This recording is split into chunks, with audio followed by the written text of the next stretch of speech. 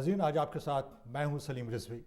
قانون اور انصاف کے موضوعات پر مبنی اس programme law and justice with Salim Rizvi میں تمام دیکھنے اور سننے والوں کو میری جانب سے سلام اور آداب۔ ناظرین، آج کا ہمارا موضوع ہے یو ایس امیگریشن سسٹم، ماضی، حال اور مستقبل۔ یقیناً ہم اس حقیقت سے انکار نہیں کر سکتے کہ اگر ہم کسی بھی سسٹم کو بہتر طور پر سمجھنا چاہتے ہیں تو ہمیں اس کے ماضی کا ادراک ضروری ہوگا، اور جس وقت ہم ماضی پر نظر ڈالتے ہیں اور ماضی کے کو سمجھنے کی کوشش کرتے ہیں تو اس کے ساتھ ہی ہمیں یہ معلوم ہو جاتا ہے کہ حال کے تقاضے کیا ہیں، کیا چیلنجز ہیں، کیا اپرچونٹیز ہیں اور ان کو کس طرح سے فیس کیا جا سکتا ہے۔ حال کو سمجھنے کے ساتھ ساتھ ہمارے لیے آسانی یہ ہو جاتی ہے کہ ہم مستقبل کی راہیں استوار کرنے کے لیے ایک بہتر پوزیشن میں آ جاتے ہیں۔ ہمارے اس پروگرام کی نوعیت ہمیں اس بات کی اجازت نہیں دیتی کہ یو ایس امیگریشن سسٹم کی انٹائر ہسٹری کا موازنہ کیا جا سکے، لیکن میں یہ ضروری سمجھتا ہوں کہ کم از کم ان ادوار پر توجہ دی جا سکے جس سے ہماری کمیونٹی براہ راست متاثر ہوئی تھی۔ اور آج کے اس پروگرام میں ہم کوشش کریں گے کہ نہ صرف ان ادوار کے بارے میں جو پالیسیز آئیں ان کے بارے میں ڈسکس کریں، بلکہ یہ بھی دیکھیں کہ ان پالیسیز کے اثرات آج تک ہم پہ کس طرح سے مرتب ہوتے آ رہے ہیں۔ ہماری کمیونٹی نے ایک سفر کا آغاز کیا تھا، آج جس جگہ پہ پہنچی ہے وہاں تک کس طرح سے پہنچی ہے، اس سفر کا آغاز کیا ہوا تھا، اور فیوچر میں ہمارے لیے کون سی مشکلات ہیں یا کون سی آسانیاں ہیں، ان پر آج ہم گفتگو کریں گے۔ اور میں یہ سمجھتا ہوں کہ میری بذات خود یہ انتہائی خوش قسمتی ہے کہ آج ہمارے ساتھ ایک ایسے مہمان موجود ہیں جنہوں نے امیگریشن کی پالیسی اور لیجسلیشن اور لا کے میدان میں اپنے لیے ایک خاص نام کمایا ہے۔ نہ صرف نیشنلی بلکہ انٹرنیشنلی ان کے نام کو جانا پہچانا جاتا ہے۔ ابھی ریسنٹلی رشین گورنمنٹ نے انہیں انوائٹ کیا اور ان سے صلاح مشورہ کر رہے ہیں تاکہ Russian immigration policy, labour policy اور سول لبرٹیز کے حوالے سے جو کچھ کام ہو رہا ہے ان میں ان کی خدمات کو حاصل کیا جا سکے۔ میرا اشارہ ایک ایسی شخصیت کی جانب ہے کہ جو اس وقت نیو یارک لا اسکول کی ایک بہت بڑے انسٹیٹیوٹ جسے مائیگریشن پالیسی انسٹیٹیوٹ کا نام دیا گیا ہے، اس کے ڈائریکٹر ہیں۔ آئیے ان سے ملتے ہیں، وہ ہمارے ساتھ آج اسٹوڈیوز میں موجود ہیں۔ مظفر صاحب، well thank you very much for joining اس، welcome to law and justice. بہت بہت شکریہ۔ اور ناظرین، یہاں پر میں مظفر چشتی صاحب کے بارے میں یہ بھی بتاتا چلوں کہ نہ صرف یہ ایم پی آئی کے ڈائریکٹر ہیں بلکہ اس کے علاوہ بہت سی نیشنل لیول پہ بورڈ آف ڈائریکٹرز ہیں جس کے ممبرز ہیں، ان کو کافی ایوارڈ مل چکے ہیں، کئی کتابیں امیگریشن پالیسیز کے بارے میں تحریر کر چکے ہیں، کئی رپورٹس ان کے قلم سے برآمد ہوئی ہیں، اور اس کے علاوہ انہیں نیو یارک اسٹیٹ گورنرز کا ایوارڈ دیا گیا، اور اس کے ساتھ ہی ہم دیکھتے ہیں کہ میڈل آف آنر بھی انہیں ملا 1995 میں۔ ایک ہمہ گیر شخصیت ہیں۔ اگر میں ان کے ریزیومے کے بارے میں بات کرتا ہوں تو میرا خیال ہے اس میں پورا پروگرام گزر جائے گا۔ تو آئیے اصل ایشو کی طرف آتے ہیں اور ان سے گفتگو کرتے ہیں اور ان سے معلوم کرنا چاہتے ہیں کہ اس وقت ہم کہاں پہ کھڑے ہیں۔ لیکن مظفر، اس سے پہلے کہ میں یہ معلوم آپ سے کروں کہ اس وقت ہم کہاں پہ کھڑے ہیں، ہمیں تھوڑا سا بتائیے اپنے انسٹیٹیوٹ کے بارے میں، ایم پی آئی کے بارے میں، تاکہ ہمارے ناظرین کو پتہ چل سکے کہ کس قسم کا کام آپ کر رہے ہیں اور آپ کے سامنے کیا چیلنجز ہیں۔ بہت بہت شکریہ اور آداب آپ کے آڈینس کو۔ پہلے معافی چاہتا ہوں کہ ہماری اردو اتنی صاف نہیں ہے جیسی ہونی چاہیے، اور میرا خیال ہے کہ اس پروگرام سے پہلے ہم نے آپ سے وعدہ کیا ہے کہ آپ کی اردو کو دوبارہ اس نہج پہ لانے کے لیے جہاں پہ پہلے تھی۔ اس پروگرام کے آخر میں ہماری اردو کافی بہتر ہوگی۔ I hope so. بہت شکریہ یہاں انوائٹ کرنے کے لیے۔ مائیگریشن پالیسی انسٹیٹیوٹ ایک تھنک ٹینک ہے۔ تھنک ٹینک امریکہ میں ایسے انسٹیٹیوٹس کو ہم کہتے ہیں جہاں لوگ اکٹھے مل کے پالیسی شیپ کرتے ہیں۔ وہ لوگ ایسے ہوتے ہیں جن کی کافی ایکسپیرینس ہوتی ہے گورنمنٹ میں یا گورنمنٹ سے باہر، اور وہ اکٹھے کام کرتے ہیں اور ریسرچ کرتے ہیں، اسٹڈی کرتے ہیں، اس کے بعد پالیسی ریکمنڈیشنز دیتے ہیں کانگریس کو اور ایڈمنسٹریشن کو۔ ہمارا تھنک ٹینک دنیا میں ایک ہی جیسا تھنک ٹینک ہے جو صرف امیگریشن اور ریفیوجی ایریاز پہ فوکس کرتا ہے۔ ہم یو ایس امیگریشن معاملے پہ کافی فوکس کرتے ہیں، لیکن دنیا بھر کے امیگریشن پالیسیز پہ دیکھتے ہیں، یورپ اور میکسیکو اور کینیڈا پہ۔ سو گلوبل تھنک ٹینک ہے جیسے کہیے. میں particularly U S immigration policy پہ فوکس کرتا ہوں, وہی ہماری ایکسپرٹیز ہے. میں development of U S immigration policy, جہاں لیبر پالیسی اس پہ کیسے انٹرسیکٹ ہو سول لبرٹیز اور امیگرینٹ انٹیگریشن. جی ہاں, اور جس وقت آپ یہ کام کرتے ہیں نہ صرف آپ کو لکھنا پڑھنا پڑتا ہے, اس کے علاوہ آپ کا مختلف ادوار میں آپ کانگریشنل کمیٹیز کے سامنے پیش ہوتے رہے, وہاں پہ جا کے آپ نے ٹیسٹیفائی کیا اور اپنی ایکسپرٹیز وغیرہ دی ہے. تو یہ جو انٹریکشن ہے کہ ایک ایکیڈیمک انسٹیٹیوٹ سے بلانگ کرنے والی ایک شخصیت کہ جو پالیسی میٹرز پہ لکھ رہی ہے, اس کو یہاں پہ باقاعدہ کانگریس میں انوائٹ کیا جاتا ہے, اور جس وقت آپ اپنی ایکسپرٹیز دیتے ہیں تو ان ایکسپرٹیز کا یوز کیا ہوتا ہے, کس طریقے سے کانگریس جو ہے اس ایکسپرٹیز کو یوز کرتی ہے. جو کچھ بھی آپ پیپر دے رہے ہیں یا آپ نے بک لکھی ہے یا آپ نے اورل ٹیسٹمنی وغیرہ دی ہے, تو میں یہ اپنے آڈینس کو یہ بتانا چاہتا ہوں کہ یہاں پہ اس ملک میں جہاں پہ ہم رہتے ہیں, یہاں پہ لیجسلیٹو پروسیس جو ہے وہ کس طرح سے ایڈوانس ہوتا ہے. جی ہاں, بہت اوپن پروسیس ہے یہ. وہی آپ کے آڈینس کے لیے, کانگریس جو ہے وہ نیچرلی ہماری کانگریس ہے, ہم نے الیکٹ کیا ہے. سو وہ اپنا وہ جاب کافی سیریسلی لیتے ہیں کہ جب کوئی لیجسلیشن ڈیولپ ہو رہی ہے کسی اسٹیج پہ, وہ دیکھیں کہ ہمیں بیسٹ ایڈوائس کہاں سے ملے. تو بیسٹ ایڈوائس وہ انہی لوگوں سے لیتے ہیں جو جن کو کافی ایکسپیرینس ان معاملوں میں ہو. تو وہ کافی ڈیورس آڈینس, ہم سے ہی صرف لیتے ہیں, وہ باقی انسٹیٹیوٹ سے بھی لیتے ہیں, لائر سے لیتے ہیں, وہ کمیونٹی ایکٹیوسٹ سے لیتے ہیں, صرف اپنے آپ کو ایڈوکیٹ کرنے کے لیے. اس کے بعد سٹاف ہم سے ملتی ہے کہ ہم لیجسلیشن ڈیولپ کرتے ہیں, کامنٹس لیتے ہیں اس کے. مطلب کانگریشنل سٹاف جو ہے, جو کانگریس مین اور سینیٹر کے جو سٹاف ممبرز ہیں, وہ آپ کے ساتھ بیٹھیں گے اور آپ سے معلوم کرنا چاہیں گے کہ جناب جو کچھ بھی آپ نے ابھی ٹیسٹیمنی دی ہے اس کے بارے میں مزید وضاحت کیجیے اور ہمیں بتائیے کہ آپ کی ریکمنڈیشن کیا ہے. جی ہاں بالکل. پہلے تو کانگریس مین خود ملتے ہیں ہم سے, کویشچنس کرتے ہیں ہمیں, وہ تو بہت ڈیپ کویشچنس کرتے ہیں. اس کے بعد اگر جب لیجسلیشن ڈیولپ ہو رہی, ہمیں ڈرافٹ دکھائیں گے. اس کے بعد ہے کہ آپ کو کچھ اس کے کامنٹس ہیں کہ نہیں. تو ویسے ہی پھر کمیٹی میں مارک اپ ہوتا. مارک اپ ایسے ہوتے کہ ایک آدمی لیجسلیشن انٹروڈیوس کرتا ہے, دوسرا ممبر امینڈمنٹ اس میں آفر کرتے ہیں. تو ہم کبھی سجیسٹ کرتے ہیں کہ آپ یہ امینڈمنٹ دیکھ لیجیے, تو آپ اس کے بعد فل لیجسلیشن بن جاتی ہے. ایک بڑا کی آپ رول یہاں پہ پلے کر رہے ہیں کہ آپ درمیان میں موجود ہیں, اور لیٹس سے کہ جس وقت جو گراؤنڈ ریالٹیز ہیں اور جو اسٹریٹ پہ لوگ موجود ہیں, ہم امیگریشن کی بات کر رہے ہیں, جو امیگریشن سے براہ راست متاثر ہو رہے ہیں, ان کے درمیان اور آپ کے درمیان کیا لنک ہے. یہاں پہ آپ نے ایکسپلین کر دیا کہ آپ کے درمیان اور جو لوگ قانون لکھ رہے ہیں, جی آپ پالیسی میکرز ہیں, اور جو قانون لکھنے والے لیجسلیٹرز ہیں, ان کے درمیان کیا لنک ہے.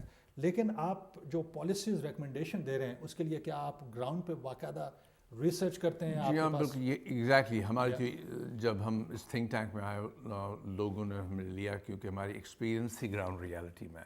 جب میں اس تھنک ٹینک میں, اس سے پہلے میں ایک بہت بڑے لیبر یونین میں کام کرتا تھا, جس میں ہمارے ورکرز تھے صرف گارمنٹ ورکرز تھے, وہ ہسپینک تھے, وہ چائنیز تھے, ان کو میں ریپرزینٹ کر رہا تھا. سو میں نے کوئی 20 سال وہی کام کیا. سو ان کو ریپرزینٹ کرنے کے وقت ہمیں کافی ایکسپیرینس ہوئی کہ ان کی زندگی میں امیگریشن پالیسی اور لا کیسے افیکٹ ہوتا. آج کل بھی میں 3 کولیشنز میں بورڈ میں ہوں, وہاں کافی ایڈوکیسی گروپس ان کولیشنز کے ممبر ہیں. ہم ملتے جلتے ہیں, ان سے سنتے ہیں کہ کمیونٹی میں کیا پرابلمس ہیں, کیا اپرچونیٹیز ہیں. اس کے بعد ہم اڈاپٹ کرتے ہیں اس کو پارٹلی اپنی ریکمنڈیشن. تو بڑے روانی سے ایک سسٹم چلتا ہے جس میں آپ کنیکٹ ہو رہے ہیں ایک طرف لیجسلیٹر سے, اور دوسری طرف آپ کنیکٹ ہو رہے ہیں عوام سے. عوام کی جو رائے ہے وہ آپ تک پہنچتی ہے, ان کی ڈیمانڈز آپ تک پہنچتی ہے, اور اس کے بعد آپ اسے پالیسی میں ڈھالتے ہیں اور اس کے بعد لیجسلیٹر تک لے کے جاتے ہیں. میرا خیال ہے ہمارے آڈینس کے لیے یہاں پہ میسج یہ ہے کہ یہ ایک ایسا سسٹم ہے کہ اگر جس کا حصہ بن کر وہ فائدہ اٹھا سکتے ہیں. اگر اس سسٹم سے باہر نکل کے ہم چیختے رہیں گے, چلاتے رہیں گے, اپنے حقوق کی بات کرنے کے لیے غیر آئینی یا غیر قانونی طریقے استعمال کرنے کے, وہ حل نہیں ہے. ایک سسٹم موجود ہے, اس سسٹم میں ہمیں آنے کی ضرورت ہے, اور اسی سسٹم میں آنے کے ذریعے سے ہم اپنے لیے مستقبل کی راہیں جو ہے وہ بنا سکتے ہیں. جی ہاں, سسٹم ہے اور پروسیس ہے. یہ تو فنکشننگ ڈیموکریسی ہے, اس میں کوئی شک. ہم نارملی کہتے ہیں کہ یہاں 3 حصے ہیں گورنمنٹ کے, ایگزیکٹو, لیجسلیٹو اور جوڈیشری.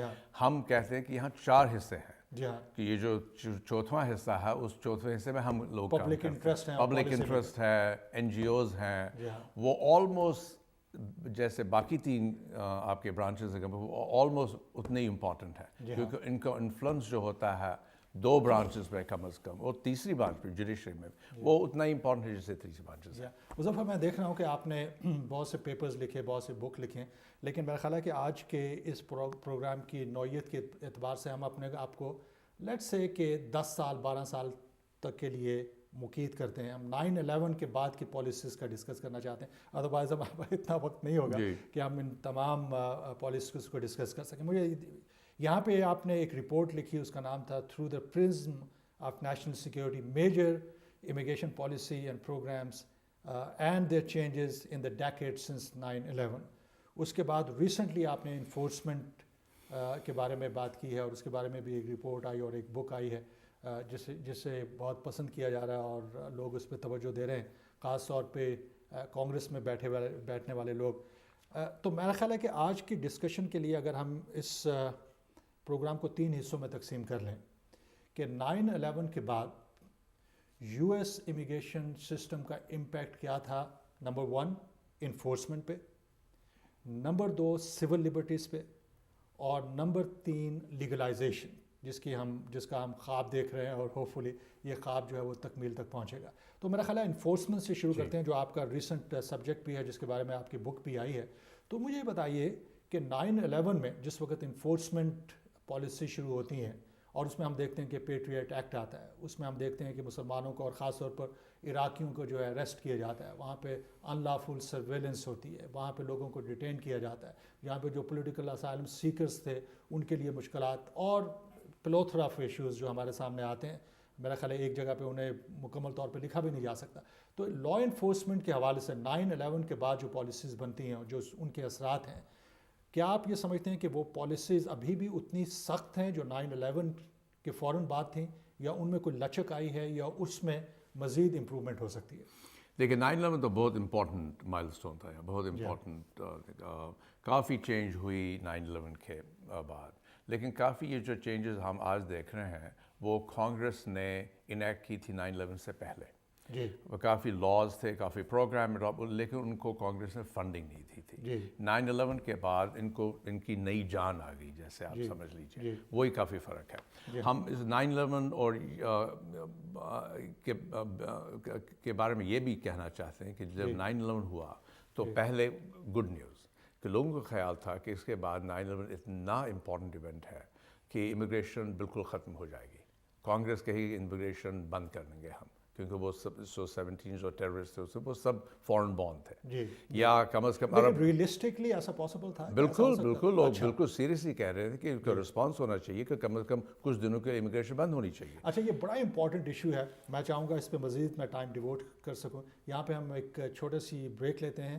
ناظرین, ایک چھوٹی سی بریک کے بعد آپ کی خدمت میں دوبارہ آ جاتے ہیں. انتہائی انٹرسٹنگ ڈسکشن ہماری جاری ہے, اور اس بریک کے بعد آپ کی خدمت میں دوبارہ حاضر ہوتے ہیں.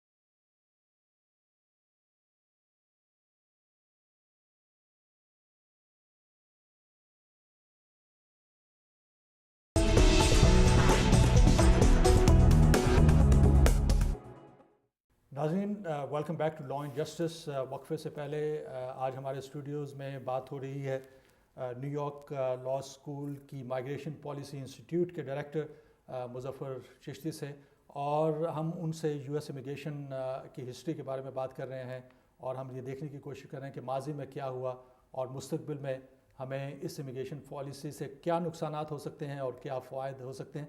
لیکن ایک جو انتہائی امپورٹنٹ مظفر آپ بات کر رہے تھے اور یقین جانیے کہ میرے لیے وہ ایک شوق کے طور پہ سامنے آئی کہ آپ کا یہ کہنا تھا کہ 9/11 کے بعد جو صورتحال پیدا ہوئی جی اس میں یہ بھی کنسیڈریشن تھی کہ امیگریشن کو مکمل طور پہ بند کر دیا جائے. میں چاہوں گا کہ آپ اسے تھوڑا سا اور ایلیبوریٹ کریں اور اس کے جو پازیٹیو ایلیمنٹس ہیں وہ بتائیے کہ واقعی ہم وہ جو فیئر تھا وہ پورا نہیں ہوا اور امیگریشن پالیسی اس نہج پہ چلی کہ امیگریشن کو بند نہیں کیا گیا بلکہ اس میں بہت سی پازیٹیو ایلیمنٹ جو ہے وہ شامل کرنے کی کوشش کی گئی. ہم کہہ رہے ہیں کہ 9/11 جیسے واقع ہوتے ہیں ان کو ہسٹوریکل کانٹیکسٹ میں بھی دیکھنا چاہیے کہ کتنی پروگرس ہم نے کی ہے کنٹری نے. جب World War I ہوا اس وقت جرمن امیگرینٹس کے ساتھ اتنا خراب تعلق ہوا تھا. World War II کے بعد جاپنیز امیگرینٹس کے ساتھ جاپنیز اوریجن سٹیزنس کے ساتھ اتنا تعلق ہوا تھا ان میں. سو لوگوں کو خیال تھا کہ اس کے بعد ایسے کچھ ہوگا کہ کم از کم امیگریشن بند ہوگی سارے کنٹری سے, کم از کم ان کنٹری سے جہاں سے یہ ٹیررسٹ آئے تھے, موسٹلی عرب کنٹری سے یا مسلم پریڈومیننٹ مسلم, وہاں سے کوئی لیجسلیشن فائنلی پاس نہ ہوئی, ایک بھی پیس لیجسلیشن پاس نہیں ہوئی. سو وہ اس میں کے کچھ آپٹیمسٹک اپنا رہنا, لیکن کافی بری چیزیں ہوئی ہمارے رول آف لا کے لیے, ہمارے کانسٹیٹیوشنل رائٹس کے لیے. موسٹ امپورٹنٹ تھا کہ سیکریسی. ہم نے کافی لوگوں کو اریسٹ کیا, ہم نے لوگوں کو بتایا کہ کہاں رکھیں گے انہیں, کس کورٹ میں ہیں, وہاں کافی سیکرٹ ایویڈنس لگائی. سیکریسی جو تھی وہ 9/11 کی سب سے زیادہ امپورٹنٹ رول تھی. دوسری تھی کہ آپ کو معلوم ہے کہ اسپیشل رجسٹریشن پروگرام ہوا جس میں صرف پریڈومیننٹلی مسلم کنٹریز کے مرد لوگوں کو کہا, اڈلٹ مردوں کو کہا کہ آپ کو رجسٹریشن چاہیے. تو وہ کافی کنٹروورشل تھا اور وہ مکمل طور پہ ناکام ہوا. بالکل ریورس کرنا پڑا. ایک اسٹیج پہ انہوں نے محسوس کیا کہ یہ سسٹم جو ہے یہ مزید ہاسٹیلیٹی کریٹ کر رہا ہے, اس کا کوئی بھی فائدہ نہیں ہے, اور اس پہ ملینز آف ڈالر خرچ کرنے کے بعد ایڈمنسٹریشن کو جو ہے وہ پالیسی ریورس کرنی پڑی اور اس پروگرام کو بند کرنا پڑا. لیکن جو پیٹریٹ ایکٹ ہے اس کی طرف میں آپ کو لانا چاہتا ہوں. ظاہر ہے اس کے بھی بڑے منفی اثرات تھے, لیکن اس کی پروویژن کو جو ہے اوباما ایڈمنسٹریشن میں بھی اسی طرح سے رکھا گیا. 3 کلازز تھیں خاص طور پہ سرویلنس کے بارے میں, اور ایسے لوگ کہ جو لون وولفز کے طور پہ پہچانے جاتے ہیں جی ہاں, کہ ان لوگوں کے خلاف ابھی تک جو کلازز ہیں وہ قائم ہیں. تو کیا یہ درست نہیں ہے اگر یہ کہا جائے کہ اس کی جو پیٹریٹ ایکٹ کے جو بقایا جات تھے اس کے جو اثرات تھے ابھی بھی ہم محسوس کرتے ہیں؟ جو آپ کلاز کہہ رہے ہیں کہ وہ امیگریشن اسپیسیفک کلاز نہیں ہے, وہ تو سب کے لیے چلتے ہیں. سو براڈ میجرز جو پیٹریٹ ایکٹ میں ہوئے وہ کافی ابھی ان پلیس ہیں. پیٹریٹ ایکٹ کانگریس نے ایکسٹینڈ کر لیا اور پریزیڈنٹ جو ان کی اتھارٹی وہ ایکسٹینڈ کر. میں امیگریشن کی باتیں کر رہا تھا کہ جو سب سے ڈیفیکلٹ پروویژنز ہو گئی تھی انٹروڈیوس آفٹر 9/11 وہ آہستہ آہستہ سب ٹرمنیٹ ہو گئی ہیں. لیکن اب جو پروگرام اس میں انسٹیٹیوٹ ہوئے تھے اس کا کافی نیچرلی کافی افیکٹ ہے اب بھی, اور انفارچونیٹلی وہ افیکٹ آج کل صرف ساؤتھ ایشینز اور باقی ایشینز یا عرب پہ نہیں ہے, وہ کافی لٹینوز اور ایشین باقی ایشینز پہ ہو سکتا کیونکہ اب وہ سسٹم میں انٹروڈیوس ہو گیا. سو لیکن جو یہ کہنا چاہتے ہیں کہ جو سب سے ورسٹ ایلیمنٹس اس کے وہ تو ہسٹری ہے. So that's good news. اور یہ بھی لیکن لوگ کہہ رہے ہیں کہ کتنے ہم اینٹی امیگرنٹ ہو گئے 9/11 کے بعد, لیکن کتنے اینٹی امیگرنٹ ہو سکتے جب آج کل بھی ہم 1 ملین لوگوں کو گرین کارڈز دیتے ہیں ہر سال میں.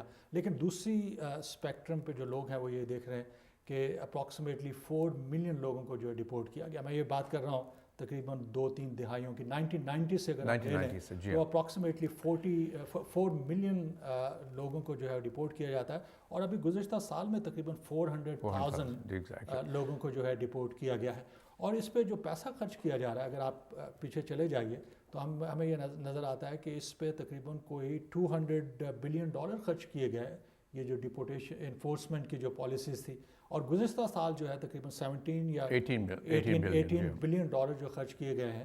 ایک طرف امیگریشن انفورسمنٹ کے لیے ایک سال کے اندر 20 بلین خرچ کیے جاتے ہیں, اور دوسری طرف فیڈرل کرائمز کی پوری جو مد ہے ان کی انفورسمنٹ کے لیے تقریباً 14 بلین ڈالر خرچ کیے جائیں. آپ کی رپورٹ میں بھی اس کی طرف اشارہ ہوا ہے.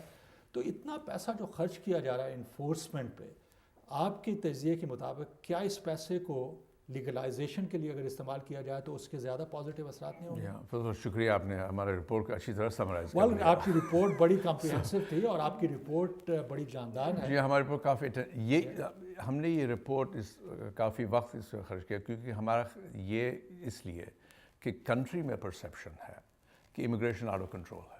جی ہاں، کنٹری میں پرسیپشن ہے کہ ہم کوئی انفورس نہیں کرتے ہیں. کنٹری میں پرسیپشن کہ جو بھی بارڈر پہ آنا سکتا ہے، اندر آئے تو وہ آ سکتا ہے. وہ پاپولر پرسیپشن ہے. ہمارا خیال ہے کہ اسی وجہ سے یہ جو لیگلائزیشن ہے، لوگوں کو ایمنسٹی دینی ہے، وہ لاز کافی آگے نہیں چل سکے ہیں. تو اس لیے ہمیں یہ ضروری رپورٹ تھا کہ لوگوں کو دکھانا ہے ہم نے کتنا انفورسمنٹ کیا ہے. کہ لوگ جو کہتے ہیں، ہمارے کافی ممبرس کانگریس میں بھی کہتے ہیں کہ اگر آپ انفورسمنٹ پہلے نہ کریں ہم لیگلائزیشن کبھی نہیں کریں گے. ہم یہ پرسیپشن دور کرنا چاہتے تھے کہ ہم نے انفورسمنٹ کیا ہے اور کافی کیا ہے. اب آپ پیسے دیکھ لیجیے، آپ نے خود کا پچھلے سال 18 بلین وہ تو زیادہ پیسے ہیں سب سے، کہ اگر آپ ڈپارٹمنٹ جسٹس کے باقی کرمنل ایجنٹ اس سے زیادہ ہیں. 400,000 لوگوں کو ہم نے پچھلے سال ریموو کیا. جو امیگریشن ڈیٹینشن فیسلٹی میں ہیں وہ زیادہ لوگ ہیں اس میں کمپیئر ٹو جو بیورو پرزن میں ہے سب کرائمز کے لیے. سی بی پی جو کسٹمز بارڈر پیٹرول وہ اتنے لوگوں کو ریفر کرتے ہیں U S attorneys, criminal prosecutor, F B I سے زیادہ. سو اگر آپ ایسی سب چیزوں کو دیکھیں ہم نے کافی انفورسمنٹ کیا ہے.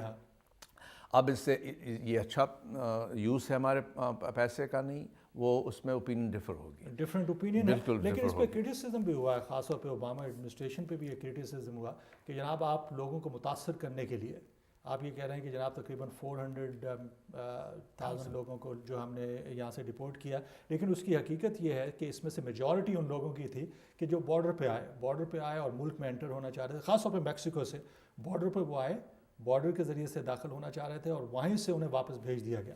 ہم ان لوگوں کی بات نہیں کر رہے کہ جو لوگ یہاں پہ موجود تھے اور انہیں ڈپورٹ کیا گیا.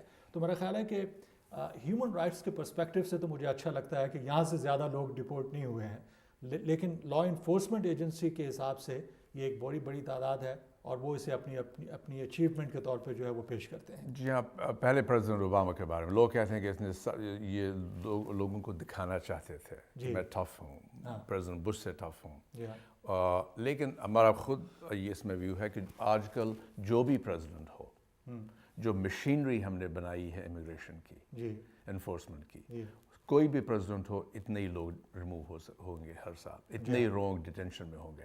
اسی لیے جو پیسے اتنے خرچ کیے ہم نے، پروگرام کیا ہے، ٹیکنالوجی انٹروڈیوس کی ہے، وہ اب اس قدر پورٹنٹ مشینری بنی ہے کہ کوئی بھی پریزیڈنٹ ہو ایفیکٹ وہی ہوگا. جی ہاں، تو اس سے کچھ پولیٹیکل مائلیج تو وہ لینا چاہتے ہیں. لیکن جو ڈیبیٹ ہے ریپبلکن پارٹی کی اور ڈیموکریٹس کی، ایک تو اس ایشو پہ کہ کتنے لوگوں کو ڈپورٹ کیا گیا، اور اگر اس نمبر کو ہم اسی صورت میں تسلیم بھی کر لیں تو ایک اور جو ہمارے سامنے خاص طور پہ سول رائٹس اور ہیومن رائٹس آرگنائزیشن کی طرف سے کرٹیسزم آتا ہے کہ جناب لا انفورسمنٹ پہ آپ اوور ویلمنگلی جو ریسورسز ہیں وہ سرو کر رہے ہیں اور لوگوں کو سہولیات دینے کے لیے، امیگریشن پالیسیز کو بہتر بنانے کے لیے اتنا کام نہیں کر. تو آپ کے خیال میں کیا اس میں پالیٹکس انوالو نہیں ہے کہ ریپبلکن پارٹی جو چاہتے ہیں کہ جہاں باقاعدہ ڈیٹینشن سینٹر بنایا جائے، وہاں پہ فینسز بنائے جائیں، میکسیکو اور یونائٹڈ اسٹیٹ کے درمیان جو فینس بنائی گئی ہے تقریباً 700 مائلز کی، اس کے اوپر ملینز بلکہ بلین کے قریب اس پہ پیسہ خرچ ہوا ہے. تو یہ پیسہ ریپبلکن پارٹی چاہتی ہے کہ ان کانٹریکٹرز کو دیا جا سکے. میں کرٹیسزم کی بات کر رہا ہوں کہ جس میں کسی حد تک ویلیڈیٹی ہے کہ جو پولیٹیکلی جو ہے وہ خاصے کنیکٹڈ ہیں، اور ریپبلکن پارٹی یہ چاہتی ہے کہ انفورسمنٹ کے نام پہ ان لوگوں کو فائدہ پہنچایا جائے. تو اس کرٹیسزم میں کس حد تک صداقت ہے؟ کچھ حد تک بالکل صداقت ہے، لیکن باقی بھی چیزیں ہیں. ایک تو 9/11، یہ جو آپ سب میجرز کہتے ہیں، جو ایون بارڈر پہ بھی، یہ سب کانگریس نے اپروو کیے 9/11 کی وجہ سے. یہ جو سب اپروپریشنز آپ دیکھ لیجیے، لاز دیکھ لیں 9/11 کے بعد، اس کے سب میں اٹیچ تھا نیشنل سیکورٹی، ٹیررزم. کانگریس کا خیال تھا کہ ہم ٹیررزم کو کنٹرول کر رہے تھے. وہی بالکل امپورٹنٹ 9/11 کا افیکٹ ہوا ہماری امیگریشن پالیسی. آفٹر 9/11 ہم نے امیگریشن پالیسی کو بالکل ٹیررزم کی نگاہ سے دیکھا. وہ کافی فرق ہوا اس میں. اب تھوڑا شفٹ ہو رہا. تو ہم کہہ رہے ہیں کہ یہ 10 سال جو ہم نے کیا 9/11 کے بغیر بعد نیشنل سیکورٹی کے پرزم سے, اب باقی چیزیں دیکھ لیجیے. اگر امریکہ کی امیگریشن پرابلم ہے وہ صرف انفورسمنٹ سے دور نہیں ہو سکتی. اب باقی چیزیں کرنی چاہیے. اور آپ نے بالکل اس کا وقت اب ہے. ایک طرف جو ہے وہ سیکیورٹی آرگومنٹ ہے اور دوسرا سول لبرٹیز کا آرگومنٹ ہے. ان کو بیلنس کرنا چاہیے. ان کو بیلنس کرنا چاہیے. لیکن 9/11 کے بعد جو تھا فرق اتنا تھا کہ سول لبرٹیز جو ہے اگر 1% رہ گئی ہے تو 99% جو توجہ تھی وہ انفورسمنٹ پہ اور سیکیورٹی ایشوز پہ تھی. اور آپ نے بڑا ایک دلچسپ پوائنٹ ریز کیا کہ اس وقت یہ تاثر سامنے آیا کہ کہیں ایسا نہ ہو جائے کہ امیگریشن کو بالکل ہی بند کیا جائے اور اس کو جو ہے رگ کے اندر جو ہے وہ پھینک دیا جائے. کم از کم کچھ کنٹریز سے. لیکن وہ ایسا نہیں ہوا. انفورسمنٹ پالیسی جو ہے بڑی سخت تھی, سول لبرٹیز کی وائلیشن ہوئی. لیکن میرا خیال ہے کہ یہ قافلہ جو ہے وہ آگے بڑھ رہا ہے. تو آپ کو نظر آتا ہے کہ اس میں جو کچھ بھی اس دوران میں جو سختیاں کی گئی تھی وہ تو اس میں کسی حد تک کمی آئی ہے. اس میں کمی آئی ہے کافی. اس میں یہ کہ آپ خود یہ پوائنٹ کر رہے تھے کہ جو لوگوں نے ایڈوکیسی کی, جو لا سوٹس لائے. اب آپ 9/11 کے یہ بھی کہہ رہا ہوں کہ گڈ نیوز, جب جرمن ورلڈ وار کے بعد جب جرمن امیگرینٹس کے ساتھ ان کو کوئی ڈیفینڈ بھی نہیں کرتا تھا. جب جاپنیز کو انٹرن کیا تھا ہم نے ورلڈ وار, ان کو کوئی ڈیفینڈ بھی نہیں کرتا. سپریم کورٹ نے بھی کہا کہ یہ بالکل ٹھیک ہے ان کو ڈیفینڈ. لیکن 9/11 کے بعد جب ہوا, زیادتی بھی ہوئی, لیکن اتنے لائرز تھے ہمارے ملک میں, وہ لا سوٹ لائے ہر ڈسٹرکٹ میں. یہ سول لبرٹیز لٹیگیشن ہوئی اور سپریم کورٹ نے بھی کافی امپورٹنٹ ڈیسیجنز دیے. سو جب کافی یہ ہم کہنا چاہتے ہیں کہ کافی بری چیزیں بھی ہوتی تھیں, لیکن اس دور میں کافی اچھی چیزیں بھی ہوئی ہمارے کنٹری. جو آپ نے US سپریم کورٹ کے ڈیسیجن کی طرف اشارہ کیا ہے, میں سمجھتا ہوں کہ انتہائی پاورفل وہ ڈیسیجن تھے. آئندہ کوشش کریں گے کہ کسی انٹرویو میں آپ سے اس پہ گفتگو کی جا سکے. یہاں پر ایک چھوٹی سی بریک لیتے ہیں کیونکہ مجھے کال پہ بتایا گیا کہ بریک کا وقت ہو گیا. ناظرین ایک چھوٹی سی بریک لیتے ہیں اور اس کے بعد آپ کی خدمت میں دوبارہ حاضر ہوتے ہیں.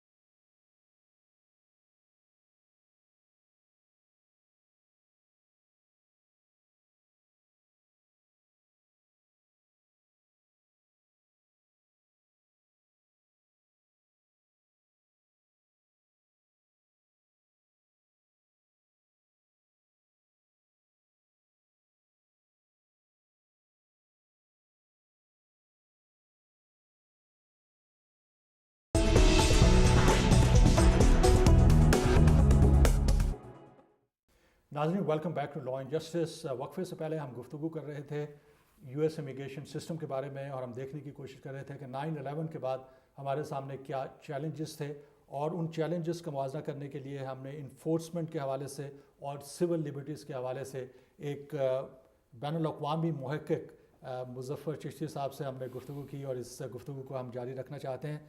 اور اب ہم کوشش یہ کریں گے کہ اسی تناظر میں ہم بات کر سکیں کہ ہمارے سامنے کیا ہے اس وقت, کس قسم کی لیگلائزیشن کی ایفرٹس ہو رہی ہیں. اوباما ایڈمنسٹریشن اس سلسلے میں کس حد تک سنجیدہ ہے, ریپبلکن پارٹی کا کیا موقف ہے, ڈیموکریٹ پارٹی اس کو کس طرح سے دیکھ رہی ہے, اور ایک کمپریہنسو نظام جس کی ہم امید کر رہے تھے کہ جس سے 11 ملین لوگوں کو لیگلائزیشن اس ملک میں مل سکے گی, وہ امید ہماری کس حد تک درست ثابت ہو سکتی ہے. تو ہم دوبارہ آتے ہیں مظفر چشتی صاحب کے ساتھ. تو مظفر یہ بتائیے کہ آپ نے بڑا ایک کمپریہنسو ہمیں ایکسٹینسو انالیسس دیا ہے انفورسمنٹ پالیسیز کے بارے میں, اور اس کے ساتھ ہی ہم نے سول لبرٹیز کے حوالے سے بات کیا. گو کہ یہاں پہ ہمارے پاس وقت کم ہے, ہم نہیں چاہتے تھے کہ اس میں زیادہ ڈیپ چلے جائیں, اور بھی کسی پروگرام میں ہم اس کے بارے میں بات کریں گے. آج جو ہمارے پروگرام کا آخری حصہ ہے اس میں آپ کی توجہ مبذول کرنا چاہتا ہوں لیگلائزیشن کا جو پروسیس ہے, کمپریہنسو امیگریشن. میں چھوٹے چھوٹے بلز کی بات نہیں کر رہا, جو کمپریہنسو امیگریشن بل ہے اس میں آپ کو کیا نظر آ رہا ہے کہ ہماری توقعات کس حد تک پوری ہوں گی؟ بہت ضروری یہ سبجیکٹ ہے. یہ تو ہماری کنٹری کے لیے بہت ضروری ہے, کیونکہ ہمارا امیگریشن سسٹم جو ہے وہ اتنا یہ ہسٹورک ہے آلموسٹ، وہ اتنا پرانا ہے. آپ دیکھ لیجیے 1951 کا اسٹرکچر ہے ہمارا امیگریشن لا 21st سینچری گلوبل اکانومی کے لیے.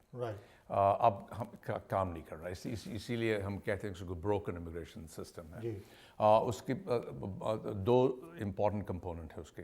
ایک تو ہمارے ملک میں کوئی 11 یا 11.5 ملین لوگ ہیں جو یہاں وداؤٹ اسٹیٹس ہیں. کچھ لوگ ان کو انآتھرائزڈ ورکرز کہتے ہیں، کچھ لیگل ایلینس کہتے ہیں. جی یہ لوگ آئے ہیں یا بارڈر کراس کر کے یا آئے ویزاز کے اس کے بعد یہاں رہے. کافی ان میں سے ایسے لوگ ہیں جو کافی دنوں سے یہاں ہیں، ان کے روٹس ہیں یہاں، ان کے فیملی ممبرس ہیں، ان کے بزنسز ہیں. کافی لوگوں کے بچے ہیں جو یو ایس سٹیزنز ہیں. اگر ان سب کو ریموو کیا جائے یو ایس سے، وہ انہیومن ہے اور کنٹری کے لیے اچھا نہیں ہے. کیونکہ کافی اس میں جو لوگ ہیں وہ اکنامکلی امپورٹنٹ کنٹریبیوٹنگ ممبرس ہو گئے ہیں سوسائٹی کے، کہ یہ تو ہمارے لیے سوسائڈل ہوگا اگر نام کر. اور پیسہ کہاں سے آئے گا؟ اور پیسہ اور ملٹرسٹک ہم یہ ملک ویسا نہیں ہے کہ آپ نیبرہڈ کے بعد نیبرہڈ آپ نے ایف بی آئی ایجنٹس کو، پولیس کو بھیج دی کہ آپ ان سے ایک ہاؤس، ایک دکان سے یا ہاؤس سے نکال کے. ہم ویسے کنٹری نہیں ہیں، ہم سوویت یونین نہیں ہیں، ہم سوویت یونین کبھی نہیں بنیں گے جتنی دیر ہماری ڈکٹیٹوریل رجیم نہیں ہوگی.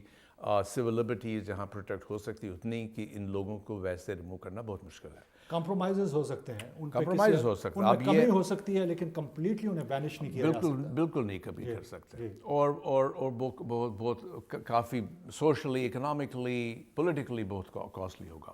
اس لیے یہ جو اس میں کوئی شک نہیں ہے کہ ان کو لیگلائز کرنا چاہیے. کیونکہ اگر یہ لوگ یہیں رہیں اور ہم کو تو پھر سب کے لاز کے لیے اور رائٹس کے لیے افیکٹ ہوں گے اگر آپ کسی ورک پلیس میں کام کرتے ہوں. تو آپ سمجھتے ہیں کہ انوائرمنٹ جو ہے آپ کی پبلک پالیسی کے جو ادارے ہیں ان کے اندر، کیونکہ اسٹریٹ پہ تو ہم دیکھ رہے ہیں، کیونکہ جو انوگرل اسپیچ ہوئی پریزیڈنٹ اوباما کی اس میں بھی انہوں نے اس کے بارے میں اشارہ کیا ہے. اس سے پہلے بھی وہ کہہ چکے ہیں کہ میرا سیکنڈ ٹرم ہے اور میں امیگریشن کے مسئلے کا حل کرنا چاہتا ہوں. ریپبلکن پارٹی کی طرف سے بھی اشارے آئے ہیں کہ جناب اس کے بارے میں ہم سیریسلی سے سوچ رہے ہیں، کیونکہ اس کا پولیٹیکل لاس ہمیں بہت سے ہو سکتا ہے آئندہ الیکشن میں اگر ہم لیٹینو امریکنز کے معاملات پہ توجہ نہیں دیتے اور یہاں پہ جو 11 ملین لوگ ہیں ان کو لیگلائز نہیں کرتے. لیکن آپ کے جو ادارے ہیں، جو پالیسی اورینٹیڈ آرگنائزیشن ہیں، انسٹیٹیوٹ ہیں، وہاں پہ کس قسم کی ڈسکشن ہو رہی ہے؟ آپ کو یہ محسوس ہو رہا ہے کہ واقعی یہ لیگلائزیشن جو ہے پاسبل ہو سکتی ہے؟ جو پولیٹیکل موڈ جس کو کہتے ہیں وہ کبھی اس سے بہتر نہیں ہوا پچھلے 10 سالوں میں. الیکشن کافی اس پہ اثر ہوا اس پہ، لیکن جتنا اچھا موڈ بھی ہو تب بھی ایسی یہ اتنا بڑا آئٹم ہے 11 ملین لوگوں کو لیگلائز کرنا بہت بڑا آئٹم ہے کہ کمپلیکیٹڈ ہے. اس میں وقت لگے گا. اب ہو سکتا ہے کہ اس سال کافی پروگرس ہو، لیکن ضروری نہیں کہ اس سال کے لا کے تبدیلی ہوگی. آپ دیکھیں گے کہ فیبروری میں ہاؤس جوڈیشری کمیٹی میں ہیئرنگ شروع ضرور ہوگی. ڈرافٹس ہم دیکھیں گے کچھ قانون کے مارچ میں.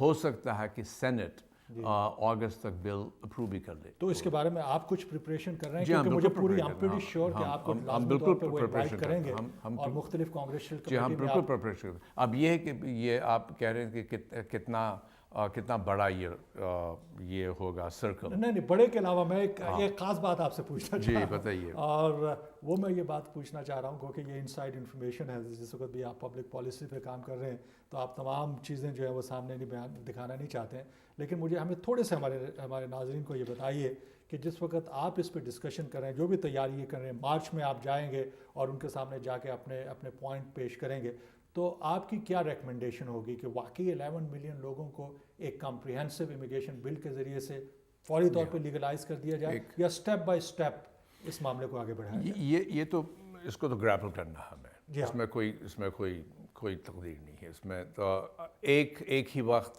ضروری ہے کرنا، لیکن ایک وقت ان کو سب کو سٹیزن شپ دینا ضروری نہیں ہے.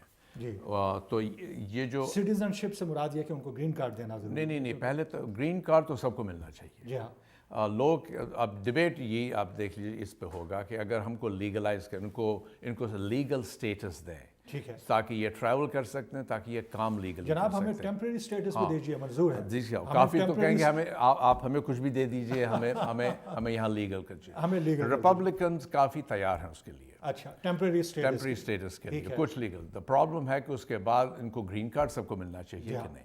اگر گرین کارڈ بھی سب کو, تو اس کے بعد یہ انڈیپینڈنٹ پاتھ ان کی سٹیزن شپ کے لیے ہے کہ نہیں. ٹھیک ہے, سٹیزن شپ کے لیے ہم 4 سال 5 سال انتظار کرنے کے لیے تیار ہیں. ہمارا کہنا یہ ہے, جو لائرز خاص طور پہ اس تمام منظر کو دیکھ رہے ہیں, اور سول لبرٹیز اور ہیومن رائٹس کی آرگنائزیشنز جو ہیں, وہ یہ چاہتی ہیں کہ شروع میں ٹیمپریری اسٹیٹس دے دیجیے آپ, اور اس کے لیے اگر ایک فیس جمع کرنی پڑتی ہے تو ہم فیس جمع کرانے کے لیے تیار ہیں یہ لوگ. اس کے علاوہ اگر ان کو ان کے فنگر پرنٹس کی ضرورت ہے یہ دیکھنے کے لیے کہ کسی نے کوئی کرائم وغیرہ تو نہیں کیا, وہ بھی آپ جانچ پڑتال کر لیجیے. اس کے بعد جس وقت, اور پھر ان لوگوں کو اگر آپ یہ چاہتے ہیں کہ تھوڑی بہت انگلش آ جائے تو وہ انگلش ٹیسٹ بھی تیار ہیں وہ پاس کرنے کے لیے. اس کے بعد جس وقت ٹیمپریری اسٹیٹس ہو جاتا ہے تو اس کے بعد انہیں گرین کارڈ ملنا چاہیے, جس طرح سے ماضی میں ہوا. جہاں تک سٹیزن شپ کا تعلق ہے, لوگ اس کے لیے 4-5 سال انتظار کرنے کے لیے تیار ہیں. ڈسپیوٹ یہ ہے کہ ریپبلکنز کافی کہیں گے کہ ہم کو لیگل بنائیں گے لیکن گرین کارڈ نہیں دیں گے, کیونکہ ان لا میکرز کو پتا ہے کہ جس کو گرین کارڈ ملے وہ تو 5 سال کے بعد سٹیزن شپ میں اپلائی کر سکتا ہے. تو یہ پھر کہتے ہیں کہ جو لوگ باقی ویزا کیٹیگریز میں ویٹنگ لائنز میں ہیں, جیسے بھائی بہن یو ایس سٹیزنز کے, وہ تو کچھ 25 سال سے ویٹنگ لائن میں, تو ان لوگوں کو پریفرنس ملے گی. لیکن اس لائن کو آپ بند مت کیجیے. اس کے لیے ایک سجیشن یہ ہے, ایز اے پالیسی میکر آپ مجھ سے زیادہ بہتر جانتے ہیں, کہ اس کے لیے جو آلریڈی ویزا نمبرز ہیں انہیں یوٹیلائز کرنے کی ضرورت نہیں ہے. اس کے لیے جو ہے ان ویزا نمبر سے بڑھ کے ایک سسٹم بنایا جا سکتا ہے کہ جس میں ان کو گرین کارڈ دیا جا سکتا ہے. تو آپ کو زیادہ کمپریہنسو کہہ رہے ہیں. ایک تو ان لوگوں کو لیگلائز کرنا ہے, ان لوگوں کو گرین کارڈ دینے ہیں, اور اس کے بعد جو باقی لائنوں میں بیٹھے ہیں ان کے لیے بھی ایکسٹرا گرین کارڈ دینے ہیں. تو آپ کا کیا نقطہ نظر ہے, آپ گرین کارڈ تک جانے کے لیے تیار ہیں؟ ہم تو ضروری ہے الٹیمیٹلی سٹیزن شپ کے لیے, کیونکہ اس کنٹری میں سیکنڈ کلاس سٹیزن شپ رہنا اچھا نہیں ہے. Wonderful. وہ تو اگینسٹ سول لبرٹیز, وہ اگینسٹ امریکن ویلیوز ہیں. ہم لوگوں کو یہ اپارتھائڈ سسٹم نہیں ہے. اس وجہ کے لیے سوک انگیجمنٹ کے لیے سٹیزن شپ الٹیمیٹلی ضرور ہے. وہ 5 سال میں ملے کہ 10 سال میں ملے کہ 15 سال میں ملے, اس پہ کمپرومائز ہو سکتا ہے. آپ دیکھ لیجیے وہیں ڈیبیٹ ہوگا کہ کس پیس پہ ان لوگوں کو لیگل اسٹیٹس مل سکے.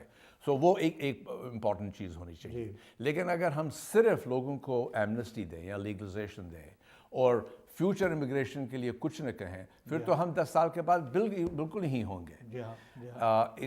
اس لیے ہمارا پروپوزل ہے کہ ان ایڈیشن ٹو لیگلائزیشن ہمیں اپنے فیوچر ورک فلوز انکریز کرنے چاہیے. کیونکہ ہمارا خیال ہے کہ آج کل جو لوگ کام کرتے ہیں یہاں انآتھرائزڈ ورکرز, وہ وہی کام کرتے ہیں جن کی ضرورت ہے امپلائرس کو.